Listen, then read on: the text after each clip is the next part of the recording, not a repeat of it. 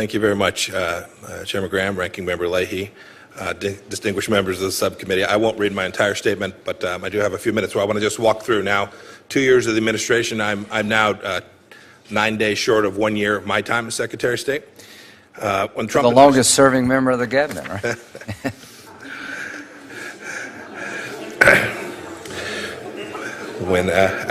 Reclaiming my time.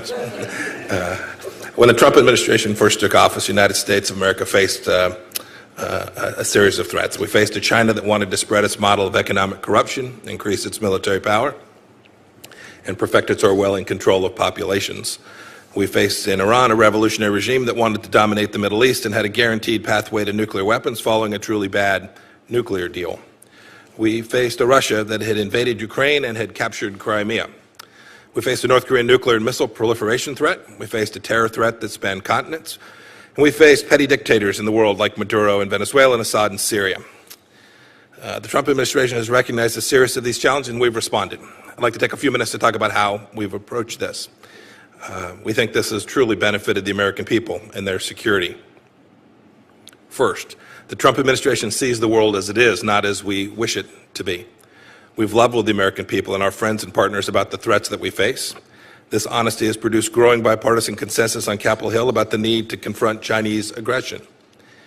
It produced a unanimous consensus inside of NATO that arms control agreements like the INF Treaty are worthless if only one party adheres to its terms. It produced broad international support for the brave people of Venezuela. Basing policy on reality, we recognize Jerusalem as Israel's capital, and we recognize Israel's sovereignty over the Golan Heights. It's why the State Department designated the Islamic Revolutionary Guard Corps a terror organization on Monday. We must recognize reality. Second, we've used creative diplomacy to build coalitions to confront our enemies, because we neither can nor should do everything ourselves. We convinced our NATO allies to spend significantly more on their own defense. We rallied the Defeat ISIS coalition, a coalition of over 80 countries, to dismantle the caliphate in Iraq and in Syria.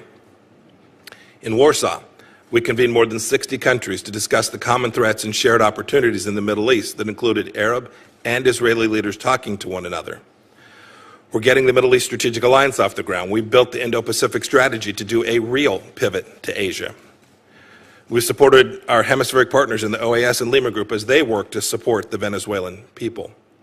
And we forged a global coalition at the United Nations to impose the toughest ever sanctions on North Korea. Third, we're focused on outcomes. This administration promised to dismantle the ISIS caliphate, and we've done it. We promised to confront China for its trade practices and call them out on human rights violations, and we've done it. We promised to exit the Iran nuclear deal to exert pressure on Tehran to change its murderous ways. We've done that too. We're working every day to protect our citizens at home and abroad and advance American prosperity and values, and to support our allies and partners overseas. Finally, when I first became Secretary, I promised to put diplomacy at the forefront of defending U.S. national security and advancing our interests. I think I've done that too. Here's what's happened in my 11-plus months. We lifted the hiring freeze for family members as well. This was a no-brainer. We brought 2,000 family members who are eligible for employment back onto our team. Promotion rates in the foreign services, which were cut in 2017 across the board by 40 or 50%, are now growing again. New foreign service officer and foreign service specialist classes are beginning.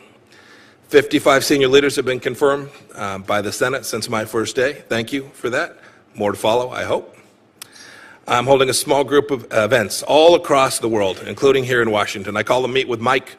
My team can hear from me. We listen to many, many voices directly. And back in the States, I've traveled some to tell the State Department's story here in America, to convince Americans why diplomacy matters. I've also been recruiting. And at my recommendation, the President and Senate recognized 4 individuals to become career ambassadors: David Hale, Phil Goldberg, Michelle Sassans, and Dan Smith. The rest of our team knows that these are people that we can all look up to. There's much more to say, but I'll end here. I look forward to discussing the administration's foreign policy and the $40 billion budget requests for State Department and USAID for 2020. And with that, I look forward to your questions.